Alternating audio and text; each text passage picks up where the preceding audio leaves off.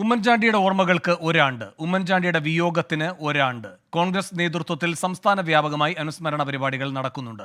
പുതുപ്പള്ളി പള്ളിയിൽ പ്രത്യേക പ്രാർത്ഥനകളിൽ കുടുംബാംഗങ്ങളും പ്രവർത്തകരും പങ്കെടുക്കുന്നു. കേരള ചരിത്രത്തിലെ മായാത്ത അധ്യായമാണ് ഉമ്മൻചാണ്ടിയെന്ന് പ്രതിപക്ഷ നേതാവ് രാഹുൽ ഗാന്ധി എക്സിൽ കുറിച്ചു. ഉമ്മൻചാണ്ടിയെ തമസ്കരിക്കാൻ ബോധപൂർവമായ ശ്രമം നടന്നെന്ന് പി.സി. വിശ്വനാഥ് എം.എൽ.എ 24 പറഞ്ഞു. യഥാർത്ഥത്തിൽ മനഃപൂർവമായ പരിശ്രമം ഉണ്ടായി. ഉമ്മൻചാണ്ടിയെ ജീവിതകാലത്ത് മുഴുവൻ വേട്ടയാടി. അദ്ദേഹത്തിന്റെ അവസാന കാലത്തെ രോഗത്തിന്റെ അവസ്ഥയ്ക്ക് പോലും മാനസികമായ സമ്മർദ്ദങ്ങൾ കാരണമായിട്ടുണ്ട്. അദ്ദേഹം മരണപ്പെട്ടതിന് ശേഷവും അദ്ദേഹത്തെ അധിക്ഷേപിക്കാൻ നമുക്ക് അദ്ദേഹത്തെ തമസ്കരിക്കാൻ ഇപ്പൊ വിഴിഞ്ഞത്തിന്റെ സമയത്ത് നമ്മൾ കണ്ടു. പക്ഷെ എനിക്ക് അവരോടൊക്കെ സ്നേഹത്തോടുകൂടി പറയാനുള്ളത്, ഉമ്മൻചാണ്ടിയെ നിങ്ങൾ മനഃപൂർവ്വമായി തമസ്കരിക്കാൻ ശ്രമിക്കുന്നിടത്തോളം നിങ്ങൾ ജനങ്ങളിൽ ഒറ്റപ്പെട്ടു പോവുകയും ഒരു ഘട്ടം കൂടി കഴിഞ്ഞാൽ ജനങ്ങളാൽ വെറുക്കപ്പെടുകയും ചെയ്യും. കാരണം അത്രമേൽ മലയാളിക്ക് ഉമ്മൻചാണ്ടി ഇഷ്ടമാണ്. ഉമ്മൻചാണ്ടി കൈപിടിച്ച് കയറ്റിയ നേതാക്കളെ പിന്നീട് കണ്ടിട്ടില്ലെന്ന് മറിയാമ്മ ഉമ്മൻ പറഞ്ഞു. അവരെയാരെയും പിന്നെ ഞാൻ കണ്ടിട്ടില്ല. അവരെ ഈ ബിൻഗാമി എന്ന് അവരെ ഞാൻ കണ്ടിട്ട് ഓർക്കുന്നില്ല. പ്രായമായിട്ട് പിന്നെയും വന്നിട്ടുണ്ട്. ചെറുപ്പക്കാരായ നേതാക്കളൊന്നും. വിശ്വനാഥ് വന്നിട്ടുണ്ട്. വിശ്വനാഥ്. ടോബി ജോൺസൺ കോട്ടയത്ത് നിന്ന് കൂടുതൽ വിവരങ്ങളുമായി ചേരുന്നു. ടോബി, ഈ പുതുപ്പള്ളിയിലെ ചടങ്ങുകളൊക്കെ ഏത് ഘട്ടം വരെ എത്തി? എന്തൊക്കെയാണ് പുതിയ വിവരങ്ങൾ?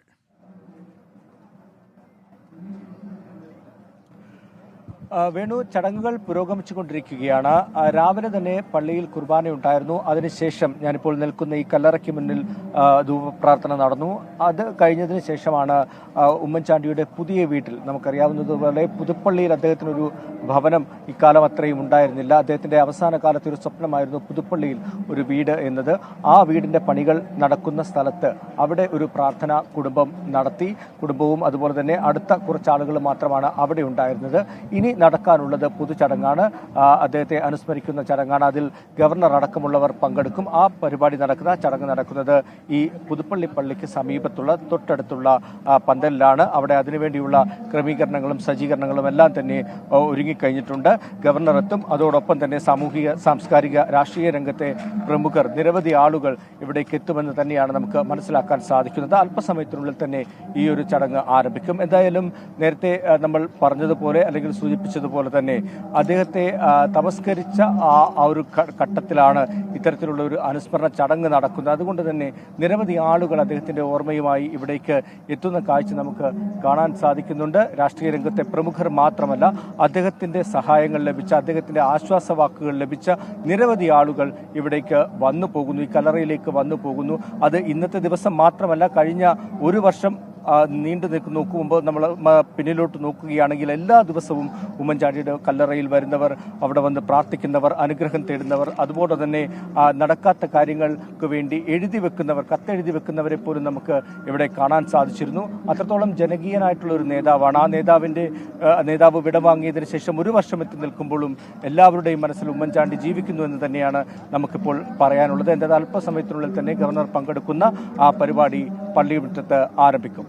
ടോബി, വിഷ്ണുനാഥ് ഇന്നിപ്പോ പ്രതികരിച്ച സാഹചര്യം എന്തായിരുന്നു?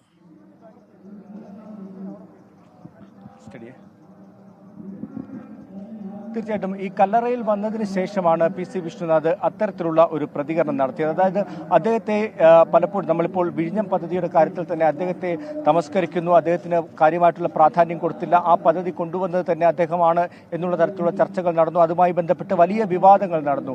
ഈ ഒരു ഘട്ടത്തിലാണ് സംസ്ഥാന സർക്കാർ അടക്കം ഒരു മുഖ്യമന്ത്രി എന്ന നിലയിൽ, അല്ലെങ്കിൽ ഇത്രയും ജനകീയനായിട്ടുള്ള നേതാവിന് വേണ്ട രീതിയിലൊരു അംഗീകാരം നൽകിയില്ല എന്നുള്ളൊരു വിമർശനം വിശ്വനാഥിന്റെ ഭാഗത്ത് നിന്നും ഉണ്ടായത്.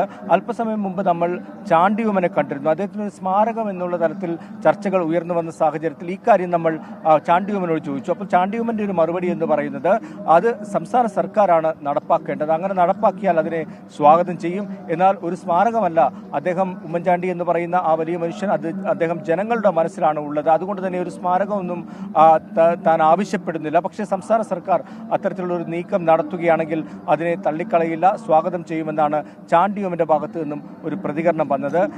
അതോടൊപ്പം തന്നെ അദ്ദേഹത്തിന്റെ പത്നി പറഞ്ഞൊരു കാര്യം, നമ്മളോട് തന്നെ പറഞ്ഞ കാര്യം പ്രധാനപ്പെട്ട ഒരു കാര്യമാണ്. പല നേതാക്കളും, അല്ലെങ്കിൽ യുവാക്കളായിട്ടുള്ള പല നേതാക്കളും അതിനുശേഷം, അദ്ദേഹത്തിന്റെ മരണത്തിന് ശേഷം, ഉമ്മൻചാണ്ടിയുടെ മരണത്തിന് ശേഷം തങ്ങളെ തേടി എത്തിയില്ല എന്നുള്ളൊരു പരാമർശം നടത്തിയിരുന്നു. ആ വിഷയത്തിൽ എന്നാൽ ഒരു പ്രതികരണത്തിന് ഈ നേതാക്കളാരും തന്നെ തയ്യാറായിട്ടുള്ള ഒരു പക്ഷേ ഇന്നത്തെ ദിവസം അദ്ദേഹത്തെ അനുസ്മരിക്കുന്ന ദിവസമായതുകൊണ്ടാകാം അത്തരത്തിലുള്ള ഒരു പ്രതികരണം നടത്തായിരുന്നത്. പി സി വിഷ്ണുനാഥ് പറഞ്ഞത് തന്നെ ഈ രാഷ്ട്രീയത്തിലേക്ക് കൊണ്ടുവന്ന വ്യക്തിയാണ്, തൻ്റെ ഒരു ഗുരുതുല്യനായ വ്യക്തിയാണ്, അതുകൊണ്ട് തന്നെ അദ്ദേഹത്തെ മറന്നൊരു രാഷ്ട്രീയമോ അല്ലെങ്കിൽ ഒരു ജീവിതവുമില്ല. അതുകൊണ്ടാണ് ഈ കഴിഞ്ഞ വർഷത്തിനിടയിൽ പലതവണ അവരുടെ വീട്ടിൽ പോകാനുള്ള ഒരു സാഹചര്യം ഉണ്ടായതെന്നാണ് പി സി വിഷ്ണുനാഥ് അതിന് മറുപടി നൽകിയത്. എന്തായാലും ഇതൊരു രാഷ്ട്രീയ വിവാദമായി മാറുമെന്നുള്ള കാര്യത്തിൽ യാതൊരു സംശയവുമില്ല.